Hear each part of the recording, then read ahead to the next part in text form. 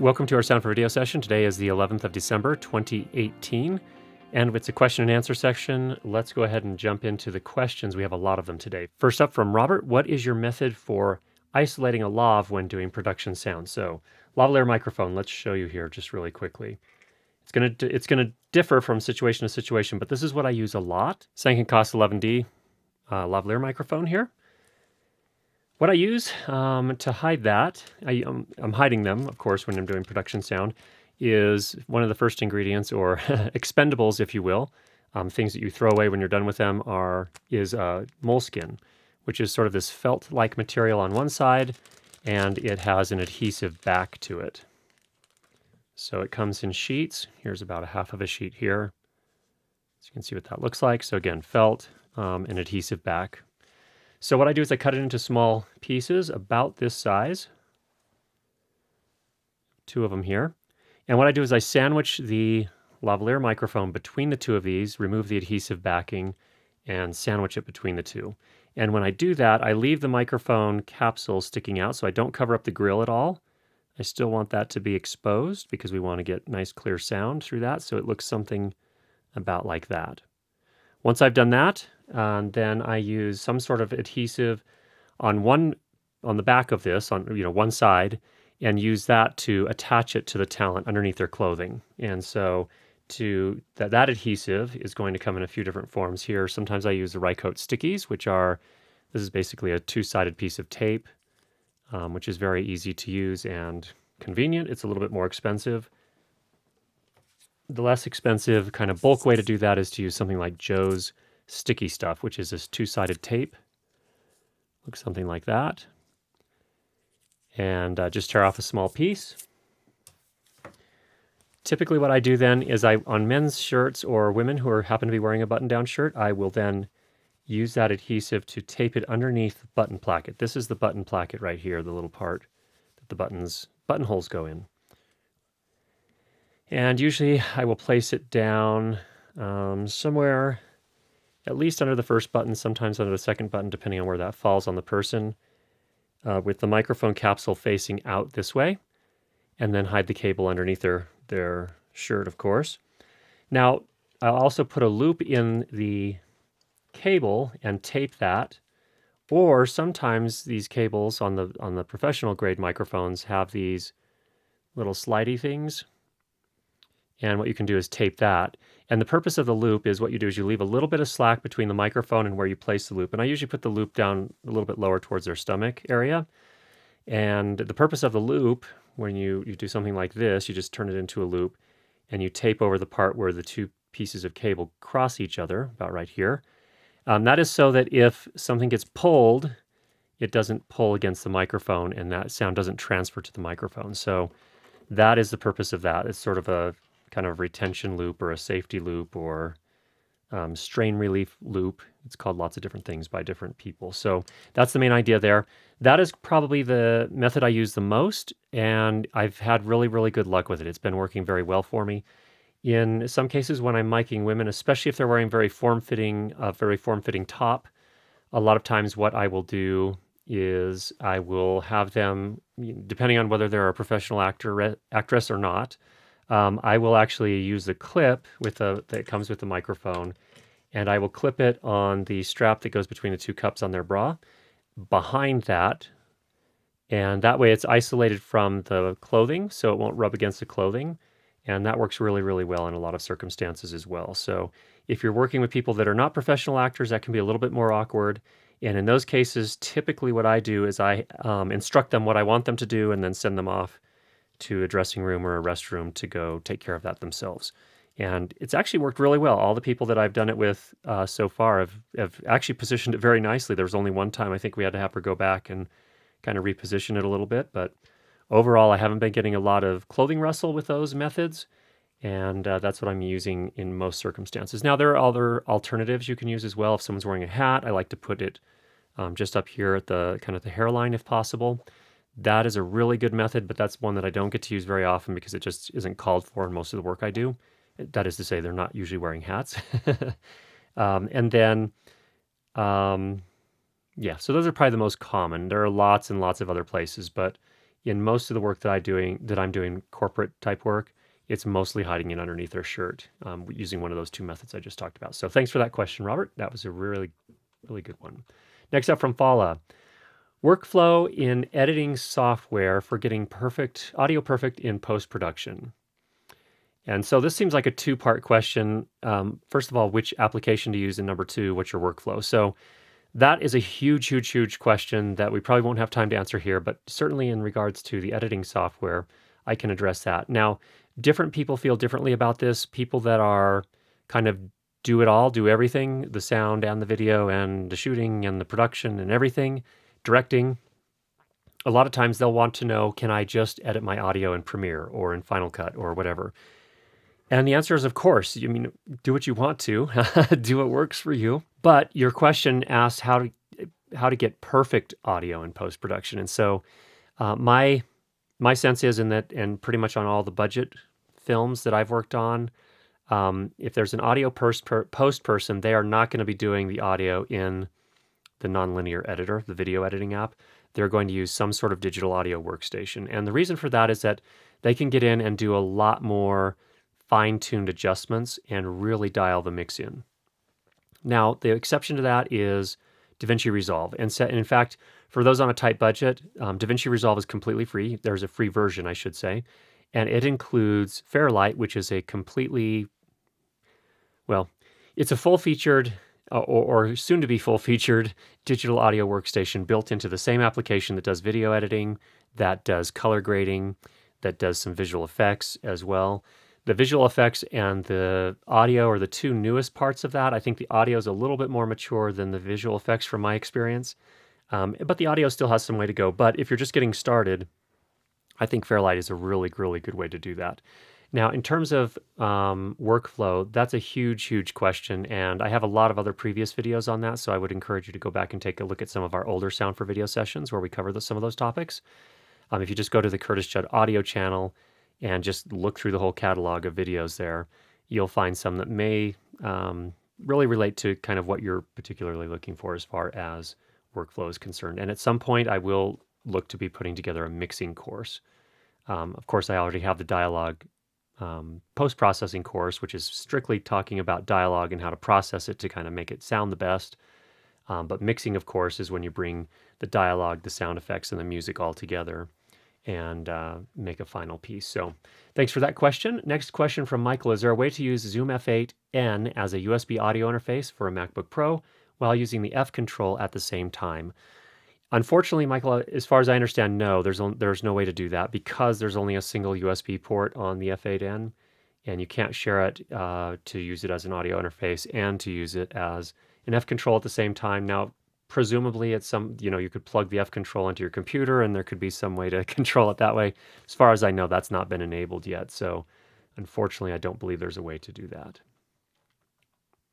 On the other hand, as a note for those of you that use the Sound Devices MixPre, they did just release a firmware update that allows you to use various MIDI controllers like the in the same way that you would use the F control with your MixPre. There is a chance that one will work at the same time as you're using it with your computer. I need to check that, but I think it actually will because you're not using necessarily the same USB port there. There are actually two USB ports on the MixPre series. So that'll be interesting to see. Don't know yet. We'll find out soon.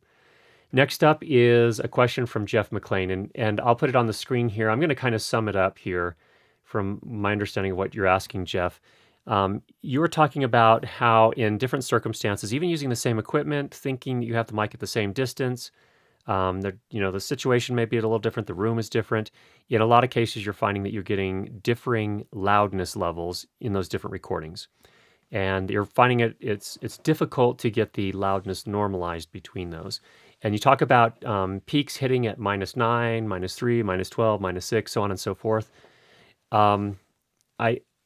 I don't know if this is the case, and so I don't want to assume that you're assuming this, but just in case anyone has, this is not clear to anyone, I'm just going to reiterate this. Again, Jeff, I'm not sure whether you already understand this or not, so please don't take offense, but there's a difference between peak normalizing and loudness normalizing. They're two completely different things. When you're talking about your loudest or your highest amplitude peaks, and you're normalizing your audio so that you're moving those peaks to within, some number of decibels of 0 dB. So if you're going to -3 or whatever, that is not the same as loudness normalizing. That is peak normalizing, and you will get inconsistent results from video to video when you do it that way. So loudness normalizing is very different. Loudness normalizing using loudness units full scale, LUFS, which is a completely different measure. Loudness units full scale is a measure of perceived loudness, and it's doing something unique. It's actually looking at the overall audio waveform and calculating its loudness based on the way that we as humans, our ears hear. So that's very different than peak normalization. Peaks, if you have a very fast part of a waveform, a transient that goes up and back down very quickly and doesn't sustain for a long period of time, even though it's very high amplitude, it may not sound that loud to our ears. And that's just the reality of the way physics works and the way our hearing works. That's where loudness normalization and LUFS as a measurement work differently. They work more like our ears work. And so it's important to do the loudness normalization using LUFS. It is also normal. One of the things you brought up is that sometimes it reduced the overall size of your waveforms. That's normal too. If you're hitting a LUFS target like -23, which is the European broadcast standard for television loudness, it is possible that you actually recorded yours louder than that, and it will actually bring it down to -23 LUFS. So that's completely normal. The secret is you want to get consistency from video to video or piece to piece. And so that's why you use LUFS, is that you will get that perceptual loudness. That is to say, if you loudness normalize two different pieces of audio recorded at two different places, you loudness normalize them both to say -23 LUFS. If you close your eyes and play them back, they should sound pretty much the same loudness. Now, if on the other hand, you peak normalize them to say -3 dB, on both of them, they may sound completely different in terms of their overall loudness. And so hopefully that helps a little bit, Jeff. I know it can be challenging. If you're still having issues with that and you want to send it over a couple of files, I'm happy to kind of quickly process those and kind of do a demonstration on that. So thanks for that question. That's a little bit of a mind bender at first.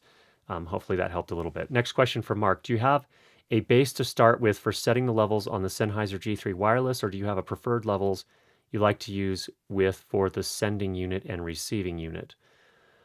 Okay, no.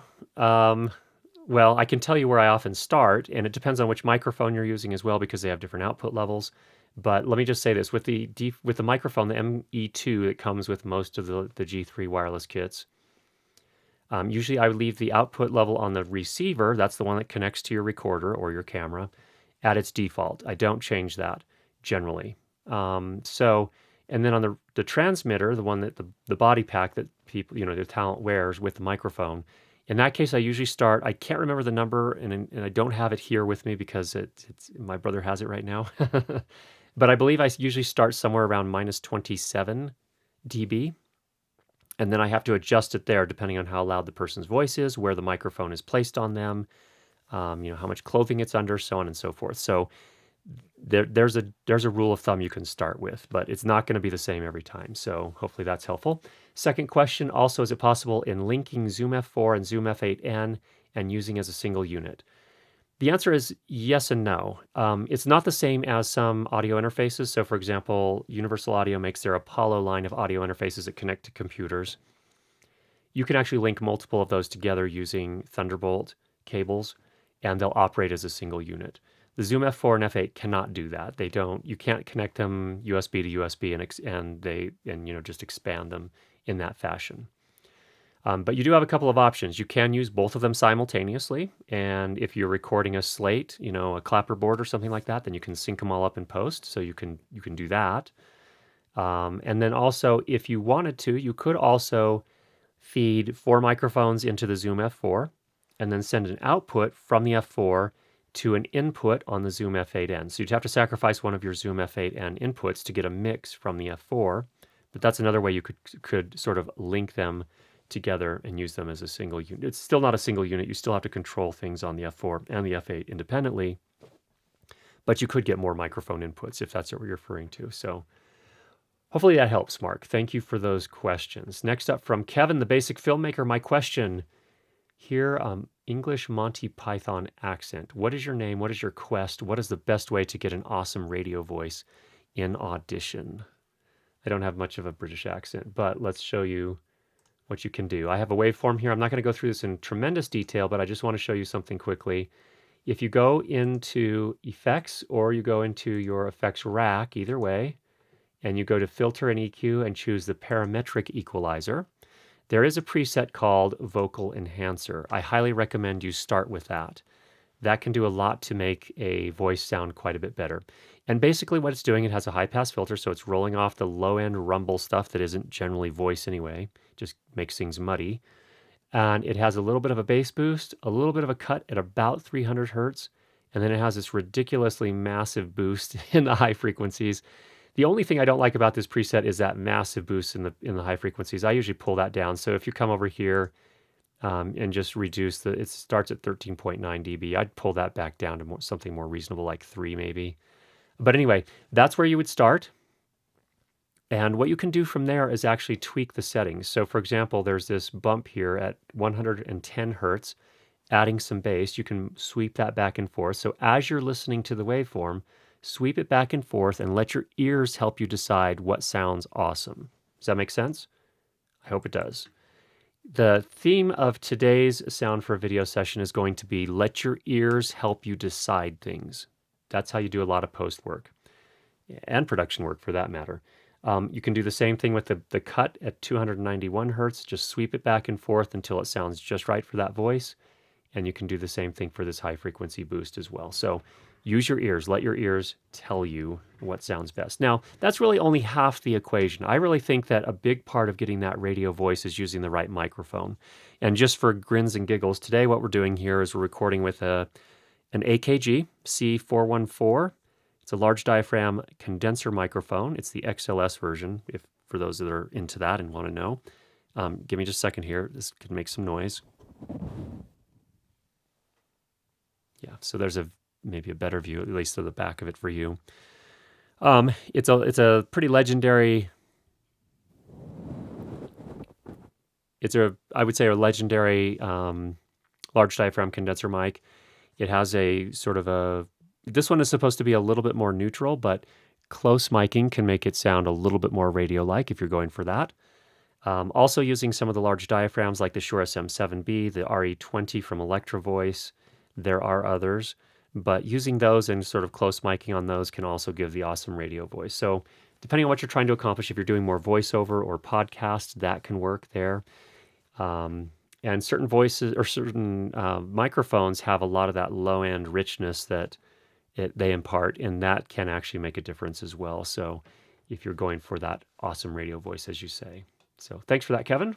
Next up from Adam, I would love to know about the FCC reallocation of frequencies, and with the deadline coming up, how has it affected you?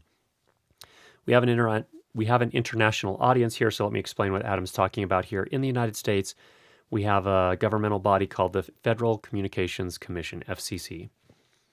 They're the ones that regulate who gets to use which radio frequencies for what things. And they have recently sold off a band of spectrum from 600 megahertz and up. It's not exactly 600 to 700, but it's somewhere in that area.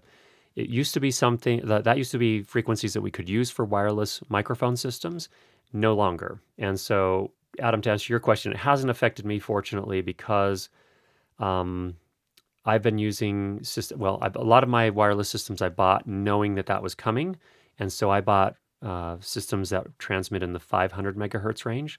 So fortunately, it hasn't been an issue for me, but a lot of the manufacturers that do produce that gear have had trade-in programs. You still had to pay money, but they at least gave you, if you turned in your old one, they would at least give you a discount towards purchasing the newer ones that were in legal frequencies. So those are my thoughts or my experience on that right there. So also, I'd love to hear you talk about your opinions on the Sound Devices 688 and the SL6. Just purchased and I'm waiting to come in the 688 and just wanted to hear your take. I'm envious. Does that help? It's an amazing recorder mixer, and the SL6, for those that are not aware, it's a sort of a slot-in device, or it's a device that fits in your sound bag that allows you to use the slot receivers, wireless receivers, like Audio Limited, Lectrosonics makes some as well.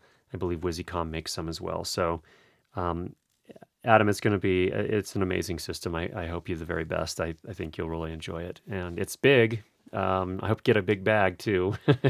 And big bags are heavy, so do your back exercises and make some awesome recordings. Next up from Ralph Gould, the Sennheiser. This is a great question, Ralph, by the way. Thank you for sending this one in. The Sennheiser 416 has been around for a long time. You can find them new for $795. How do they compare to the newer shotgun mics? I realize they don't have a low frequency roll off. I used one in TV 25 years ago on a big Mole Richardson boom. It sounded good for the time, but it seemed the pattern was almost too narrow. Any thoughts? I do have actually a lot of thoughts on that microphone. I have actually been to the Sennheiser headquarters in Wiedemark, Germany. And I've talked to some of their product managers, and I actually asked them about this microphone. It's an interesting one because so many people consider the Sennheiser MKH416 the legendary quintessential shotgun microphone for film and video production. And I have used it on a couple of occasions. It is a good sounding mic overall for the right voice. And what I find is that it has, for people with sibilant voices, it has too much high-end emphasis, and it sounds a little harsh to me. Some people like that sound. For me, it just sounds a little harsh and annoying after a while. But here's the background on this microphone based on what the product managers told me. The Sennheiser MKH416 was designed back in the analog recording era. That is when most recordings, certainly for production sound, were made to magnetic tape. They were analog recordings. And the characteristics of the analog recording to tape it wasn't as sensitive in the higher frequencies. And so what Sennheiser did when they designed this microphone was that they designed it to boost some of the high frequency to compensate for the fact that tape didn't generally capture as much of that. And so the term voicing, if you haven't heard that before, that means kind of the manufacturer sort of fine-tuning the sound of the microphone and which frequencies are emphasized or de-emphasized. They voiced it specifically for recording to analog gear. So interestingly, when they released the replacement mics for this and the MKH50, which were the replacements were the 8050 and the 8060. The 8060 was to replace the 416. They discontinued the 416, or they had talked about, I think they actually discontinued it. And what happened was there was sort of outrage in the community. People wanted to still buy 416s, which was interesting because the newer versions were all voiced for digital recording. And that is to say, they didn't have as much high frequency boost because digital recorders tend to do a much better job of capturing those high frequencies. In some cases, even kind of err on the side of recording too much of that high frequency. And so a lot of times we were kind of going through that transition of analog to digital. I saw this on the CD world too. I remember talking to my friend one time. He had a CD player, and then he had this other box, and I'm like, so what's this other box? And he said, oh, that's a device that takes the harshness off of the digital recordings, which I thought was interesting. So they were still trying to get the analog sound, and they had to put this extra box in there. I don't know what it was, some sort of processor that would reduce, or basically an EQ that would reduce some of the high frequencies for playback. So that's what I learned about the 416 as far as its overall voicing. So a lot of people still love the 416. It is an incredibly durable microphone. It works really well even in humidity, which is not something that other non-RF biased designed microphones do. So it's really a great mic. But I don't own one, and I don't really. I've actually considered buying one mainly for testing, microphone review purposes, so I could compare it to other microphones as we do the reviews of the other microphones. Just because so many people are used to hearing the 416. But I haven't had the budget to do that. So there's one other thing you brought up, and that was that the polar pattern seemed too narrow. It is a very focused polar pattern, and I think that's part of the reason why it's gained its legendary status. Is as a short shotgun microphone, it has an extraordinarily focused pickup or polar pattern, and people like that. Production sound mixers often like that because it allows them to really kind of get the sound they want and reject more of the sound they don't want. So yes, it can be too narrow in cases if you're trying to mic two people at one time. That's probably not the best choice of microphone for that. But if you are trying to really kind of hone in and just get the sound you want, it's a really good choice. And if you misaim it, if your boom operator doesn't get it just right, yeah, you can have a drop off in the overall sound. So too narrow is a matter of, I think, context as to whether or not it's too narrow. But all good points, Ralph, and thanks for that question. Next up from Greg Palmer. Greg, you always have good questions. What advice would you give for recording dialogue in a location with loud broadband noise from ventilation or refrigeration that cannot be turned off? This is not very popular advice, but I'm going to say it anyway. You need to invest in sound blankets, people. And another thing that is really, really helpful to bring when you are the location sound mixer or have available to you are C-stands, Century stands, and be able to set those up. So if you're in a case, in a place where you have a refrigerator or a freezer that you cannot turn off, I like to put up a sound blanket, hang it on the Century stand. So what I do is I put the, on the knuckle, say, this is the Century stand here, I put the boom arm halfway so that it's, halfway mark is connected to the knuckle on the Century stand. I drape the blanket over that, use some spring clips to hold it on, and then I can boost it up. And I use that. I can put that in front of a refrigerator or a freezer. It won't completely eliminate the noise, but it will do a lot to hold, to reduce it and to attenuate it. So that's good. A lot of times to hang it on that too, it's not going to be very wide, but it does allow you to fold the blanket in half, depending on which blanket you have. But that can cut that a lot. Also with ventilation. If you can cover the vents, that can help some because then you won't have the noise of the air actually coming through the register or the vent register. That's one thing you can do if you just temporarily tape something up to cover that. That's an option. Of course, that will affect the temperature on the set. That could make the set very hot or very cold, depending on which time of year it is. But those are a couple of thoughts, Greg. Hopefully those are helpful. And again, a great question. One of those practical things that we face over and over again is production sound mixers. Next up from Danny.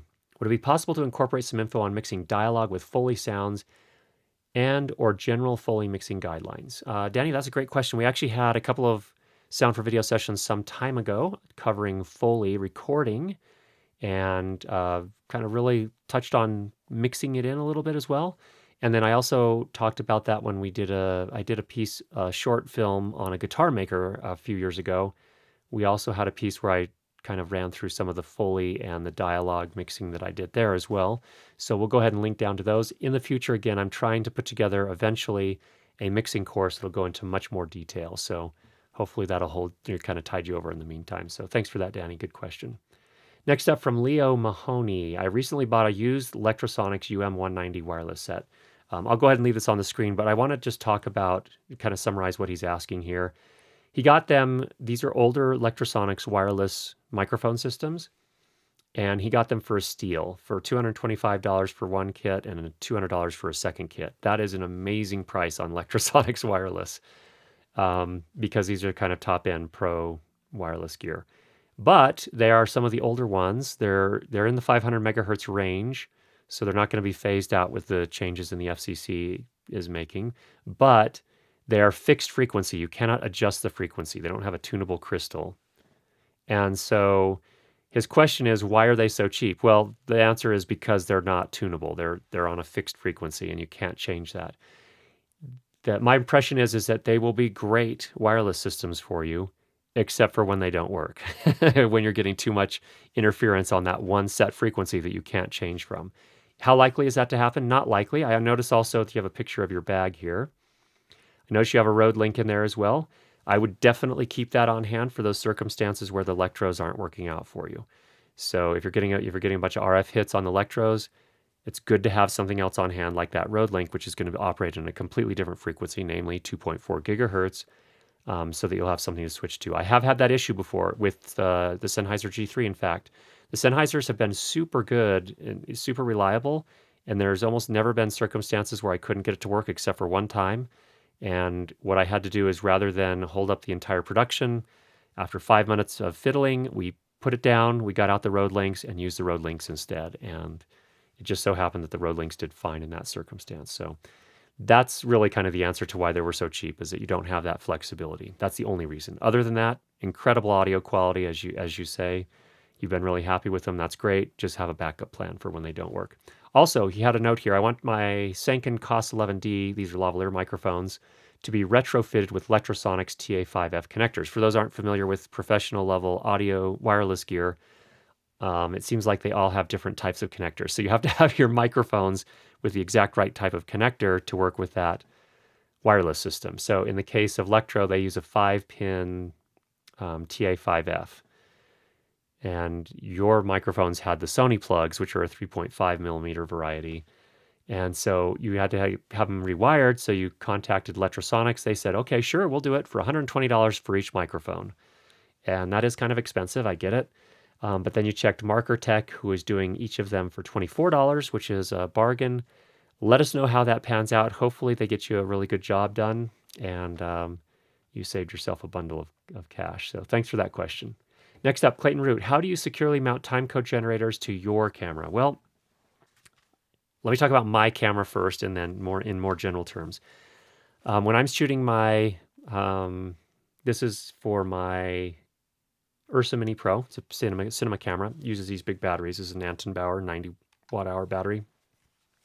I put a little bit of hook tape on the side of the battery here, and then on the back of the timecode generator, I have the other end of the hook tape, and I can just mount it right there. That works pretty nicely. I can do that because that's my camera. I didn't want to put this on the camera, but I didn't have any problems putting it on the batteries.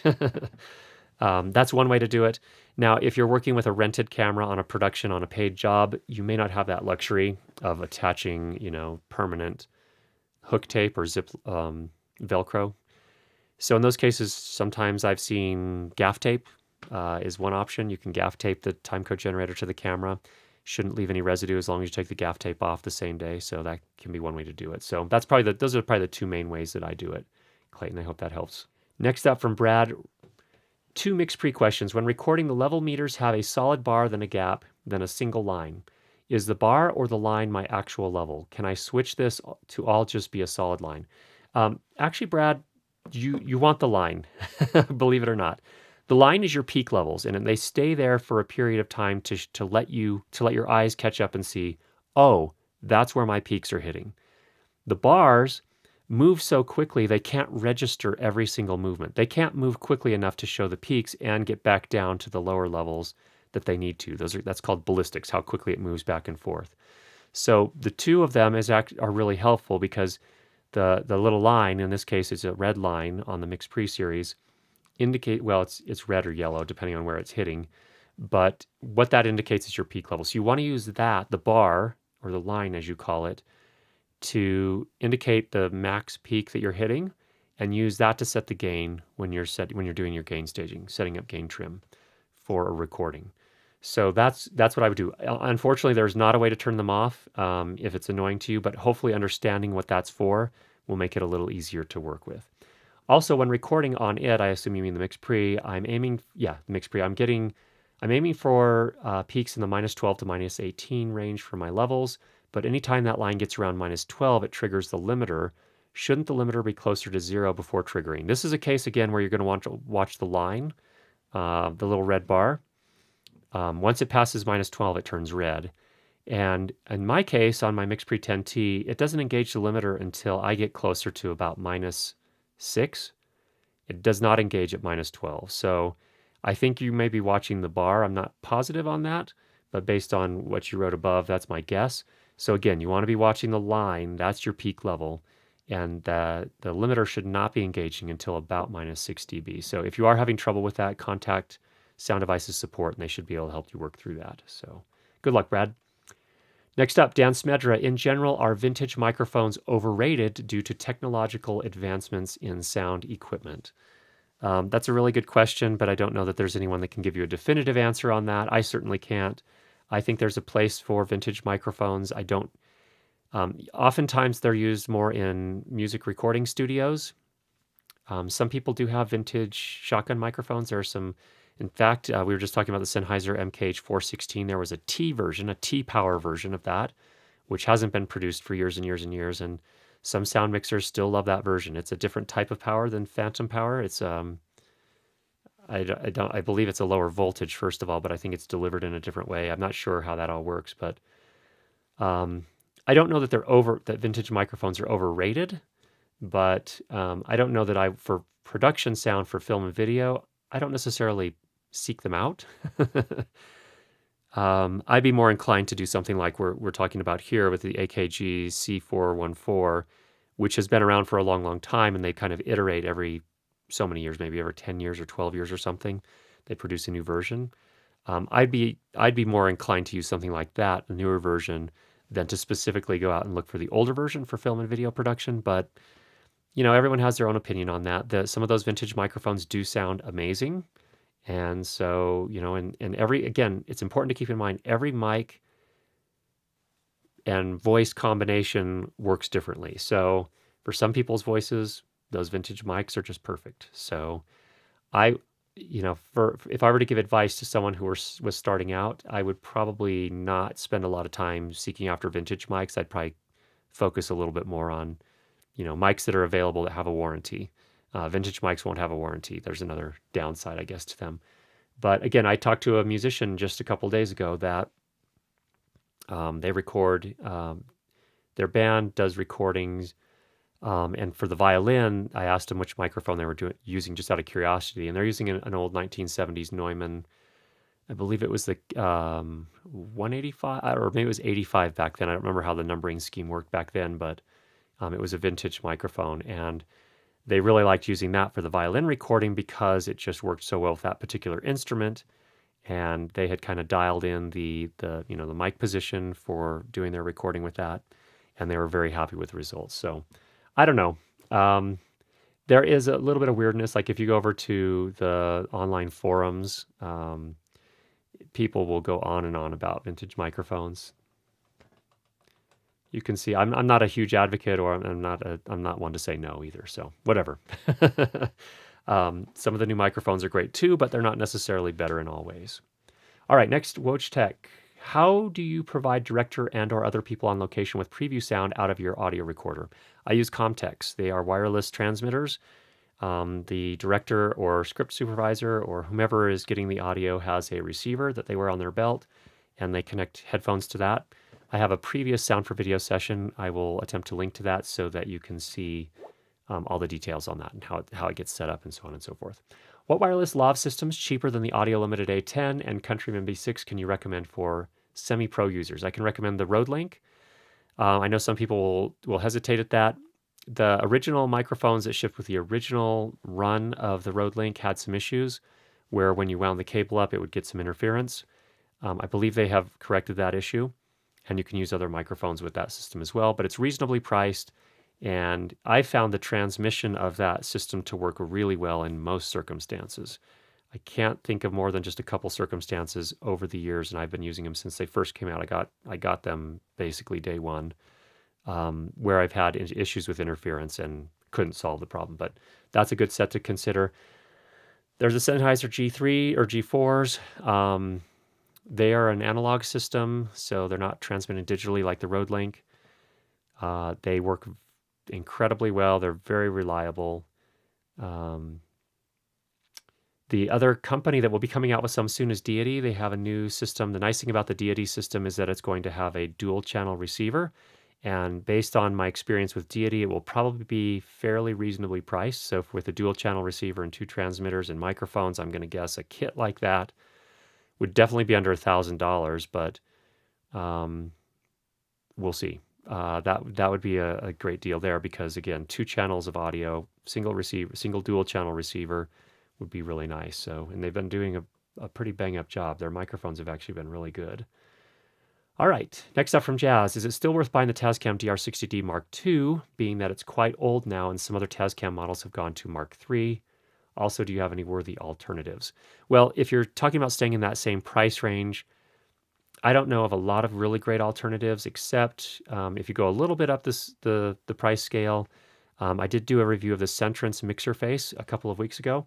You can buy, there are a couple different versions. There's just a mixer version, which can feed audio directly into camera.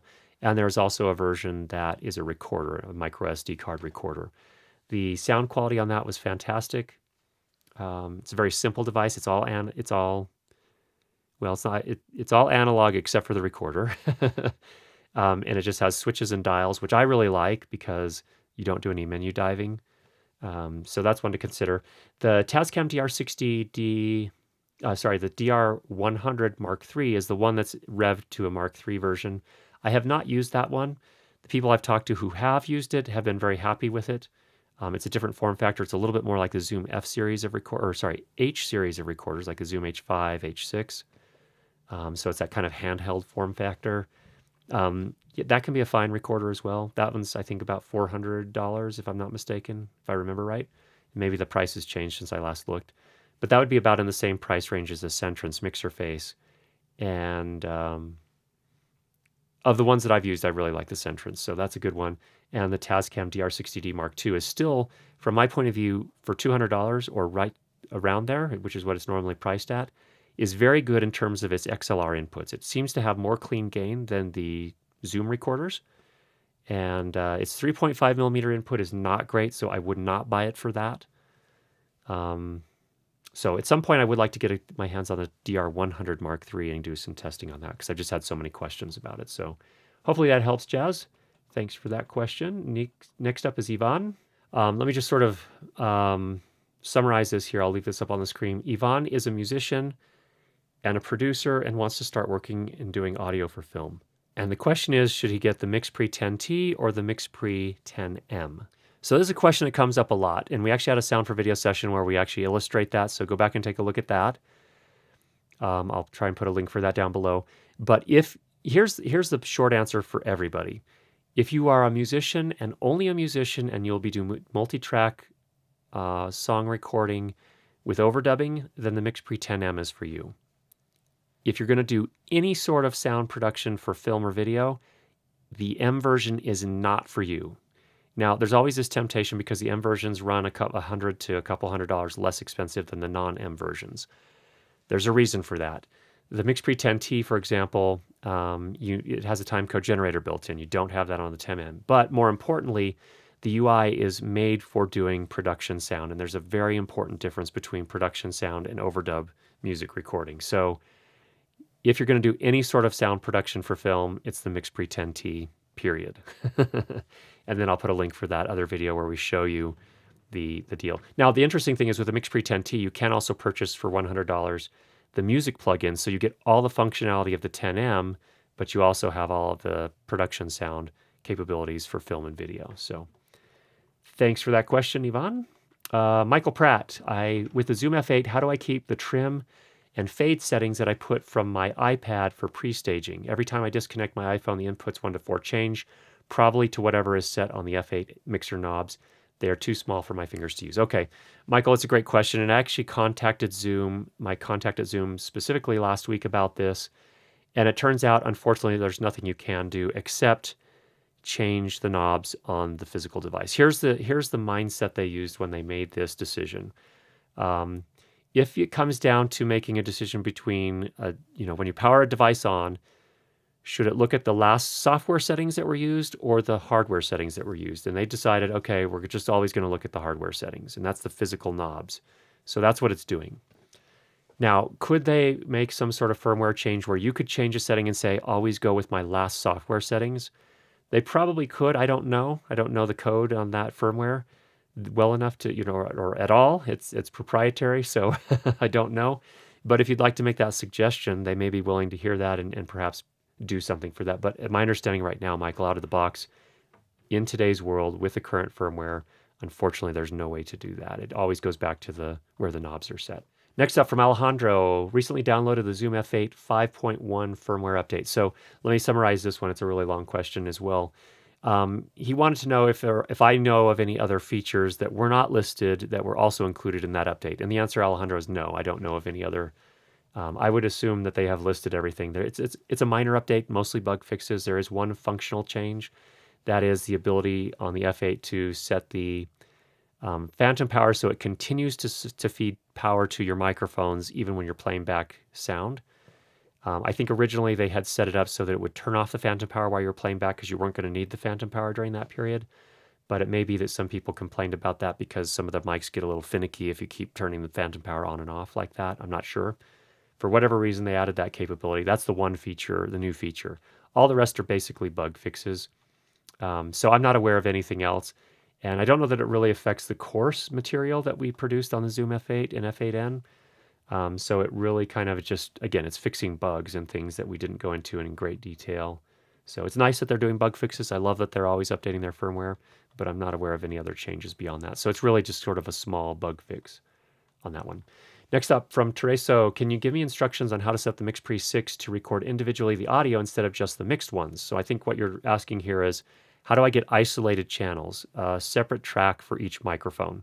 The way you do that is you go into advanced mode on the MixPre, and then from there you have to go into each of the channels. So you push the knob for each microphone input that you're recording and make sure that it's armed. You press the arm button so that the dot is red. And then once you do a recording that way, it will record those to individual isolated channels. So that's how you do that, Tereso. Good luck. Happy recording. Next up from Jonathan. Wanted to ask this for a while.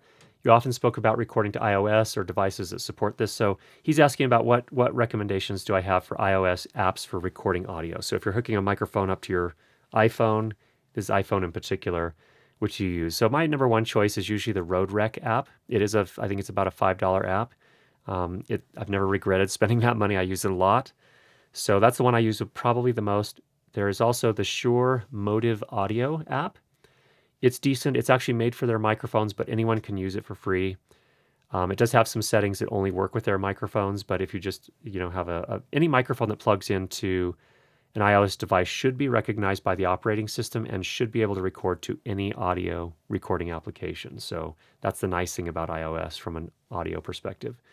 So that's one that I use. I do use some proprietary ones depending. So for example, I have the Sennheiser Ambio Smart Headset. It's a binaural recording set of earbuds. So there's a microphone on each of the earbuds, and that has its own app called Smart Headset. So I use that one for that. Rode makes a reporter app as well. That one I use I used at NAB when I was doing my interviews this year. They have a device, Rode has a device called the iXLR that plugs into the Lightning port on iOS devices and records like handheld microphones from there. The problem with the Reporter app is that it actually did some dropouts. I lost some audio, and so that was a little frustrating. So I don't use that one anymore. And then the last app that I have on here that I sometimes use for recording is one by Tentacle Sync called Recorder. And the nice thing about that one is that you don't have to use their timecode to be able to use the app to do recordings. And it does allow you to choose either 16 or 24-bit recordings and 44.1 or 48 kilohertz sample rates. So it's a decent little app, and it does the job. So those are some thoughts there, Jonathan. I hope those are helpful for you. Next up from Dick Powell. Dick has a DBX286S, which is a vocal channel strip. Well, it's a channel strip. It's made mainly for vocals. And he sees different people kind of set it up differently, and he wants to know what's the best way to set it up for him. Well, Dick, I don't have one of those to demonstrate that, but what I can say is this, is I would turn all of the settings to their lowest or off and work your way from the left of the unit to the right. So the very first thing you're going to set is your input level. And then you are going to set the next, whatever is next in line. I think the next one is probably the compressor. I'm not 100% sure on that. Again, I don't have a 286, but you're going to kind of work your way from the left to the right.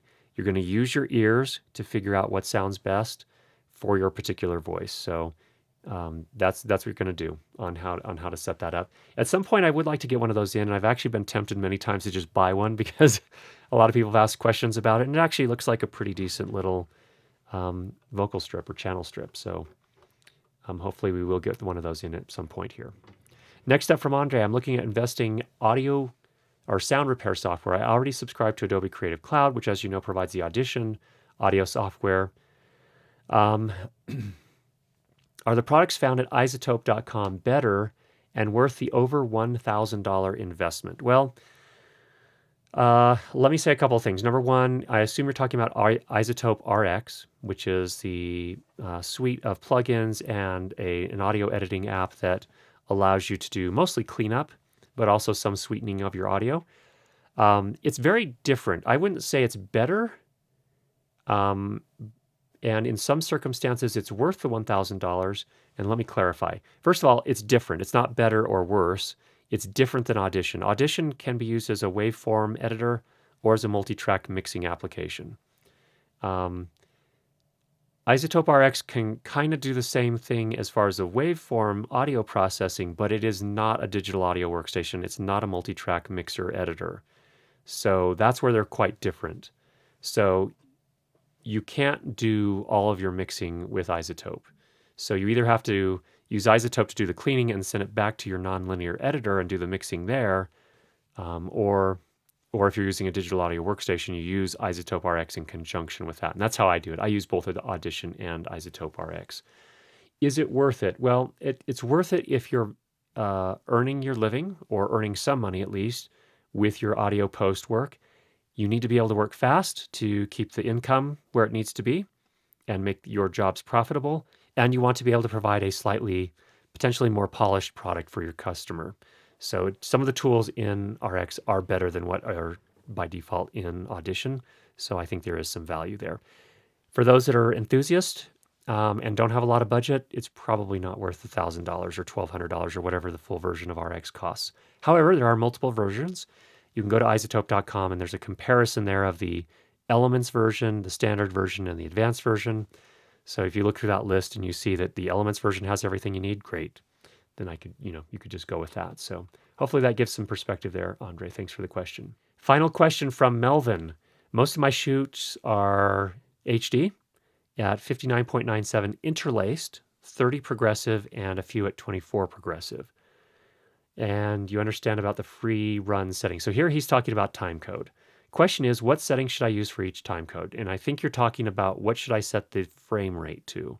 So it's very simple. For 30p, you would set it to 30p on all of the timecode devices, all the timecode generators. For 24p, same thing. Set them all to 24p, you're good to go. 59.97 interlaced, I don't know. Interlaced is a little trickier, and I haven't done timecode with interlaced videos before, so I don't really know. So you're going to have to do some testing here. And maybe someone here in the audience already knows and has done this before, but I think you would set it to 29.98. But test that to be sure. And you set it to 29.98 on all of the timecode generators. So give that a try. Let us know what you find. I'm not positive. I don't have anything that even shoots interlaced video at this point to test it myself, as far as I know. So hopefully that's useful for you. Next question. Every once in a while, we'll have a shoot in 60p. In that case, I think what you're going to want to do is set all the devices to 30p because that's the max that they support. And the math should work out. So I would, again, do a test, but 30p should work in that circumstance. So, all right, that is our sound for video session, question and answer session for this week. Hope that was helpful for you. Get out there and make some great sound. We'll talk to you again soon.